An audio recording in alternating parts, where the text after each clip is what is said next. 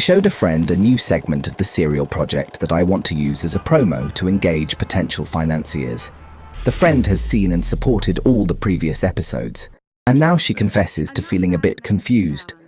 At this stage of life, I enjoy responding to friends as much as continuing the research diligently. She is a long-time friend of mine. I've known her for 30 years.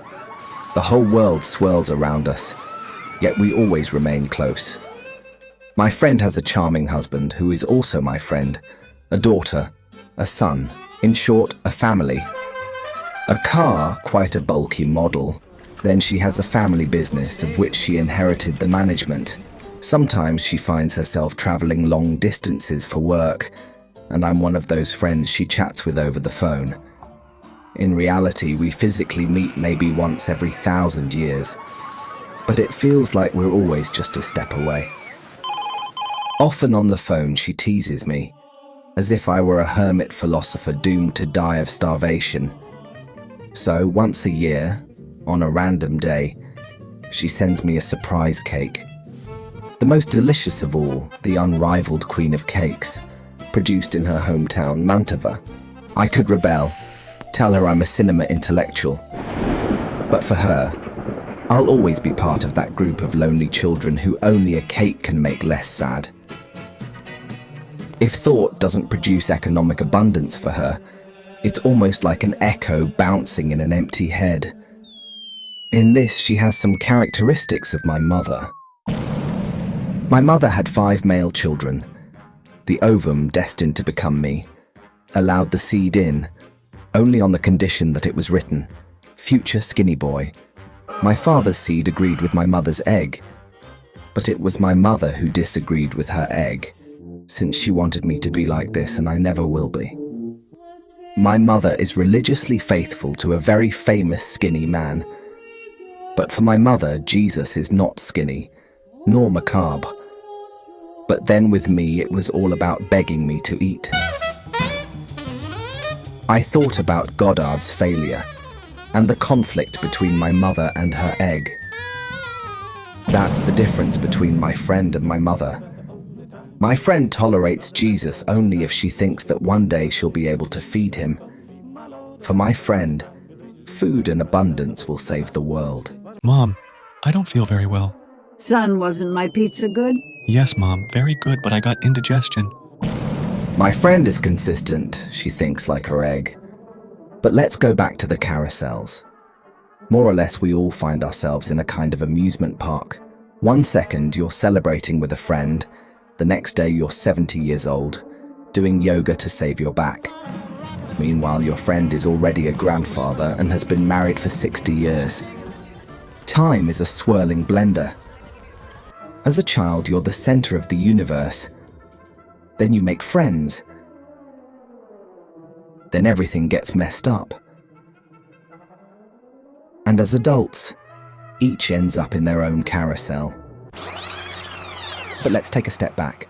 When I was little, I dreamed of being Uncle Scrooge, created for Disney by the American cartoonist Carl Barks. Actually, for us children, there was no author. For us, comics self-created spontaneously, like clouds condense in the sky. I put away my weekly allowance made of a few coins in my little personal safe, a safe that I thought would grow spontaneously, until one day it would become Uncle Scrooge's huge deposit. Carl Barks knew that there are many children around the planet, aspiring billionaires. With the transition from childhood to adolescence, I went from banknotes to books. It was precisely the moment to go to a good psychiatrist, to immediately reconvert myself from books to money. Instead, I started to psychoanalyze myself. I don't ask myself for the fee. I don't earn, but I don't spend either. So I don't have, like Scrooge McDuck, the deposit of dollars. But like him, I am the uncle of several nephews.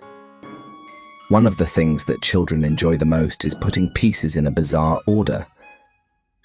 With adults, it's different.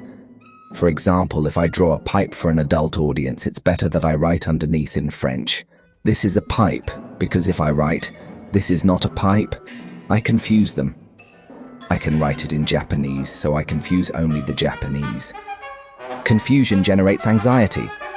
Anxiety generates discomfort. Discomfort generates disapproval. Disapproval generates rejection. So it's better to write in French, "This is a pipe," and also put the translated subtitle for non-French speakers. Nevertheless, the Poltergeist series became more complicated. Meanwhile, the days passed like seconds, the months like minutes. I managed to deliver an episode in no less than 3 months, among 1,000 perils. And here we come back to my longtime friend. Between commitments with family, business trips and pleasure trips, she points out to me that when I arrive with the new episode freshly baked, she in the meantime has done 50 carousel rides. And all the previous deliveries have been swept away by life. In other words, if I show her a pipe, and after 3 months the tobacco, when she has forgotten about the pipe, she doesn't think of putting the tobacco in the pipe. She looks at the tobacco and doesn't know what to do with it. If then, after 3 months, I show her the tamper to crush the tobacco, and 3 months later the matches to light the pipe, she doesn't understand how to hold it all together to enjoy the smoke. In short, I can't write one day, "This," then keep silent for 3 months. After 3 months write, "Is," then keep silent for 3 months. After 3 months write, "Are," then keep silent for 3 months. And after 3 months write, "Pipe." My idea of financing the episodes by the viewers crashed against my meditation and production times. My friend was telling me something like, "I can't remember why she's holding a gun. I can't remember if he's talking on the phone with his wife. I can't remember who the bad guy is in this scene. I can't remember why she's standing still before going down the stairs.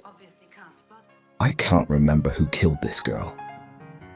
If given the choice, she preferred to spend them on a finished series. Starting a series is like starting a love story with someone whom you know from the first date you like so much. Instinctively, you try to meet them every day. In short, I should deal with centrifugal force. Time flows and laughs at me sarcastically. My friend presents the problem, and I imagine the two of us in the center of a Tagadà ride. At this point, it seems logical to both me and my other self to talk about it. She feels flattered by the authorial dedication, and I remain modestly humble. She says I am helping her make her husband jealous, who is never jealous. I explicitly manifest my humility, and she reiterates that she is a friend, not a producer. The Tagadà starts to overheat. In reality, one of us wanted to involve her, while the other wanted to involve in general, responding to her. If a pastry shop typically contains 200 items, including cakes and pastries, and the cost of each pastry ranges between $2 and $5, while the cost of cakes ranges between $25 and $100, the cost of each episode corresponds to an X number of pastry shops. X could correspond to half a pastry shop, a whole pastry shop, or the other half of the same pastry shop, or possibly 4 pastry shops, or even 9 pastry shops plus 3 halves on the right side. The value of X has been effectively calculated. This time, my friend went beyond the Mantova cake. I don't know if she was seduced by this way of promoting myself, if she was assured of the excellent quality of the research itself, or if she was moved seeing the two of us in the center of the Tagadà. She sent me everything necessary to make a great cake.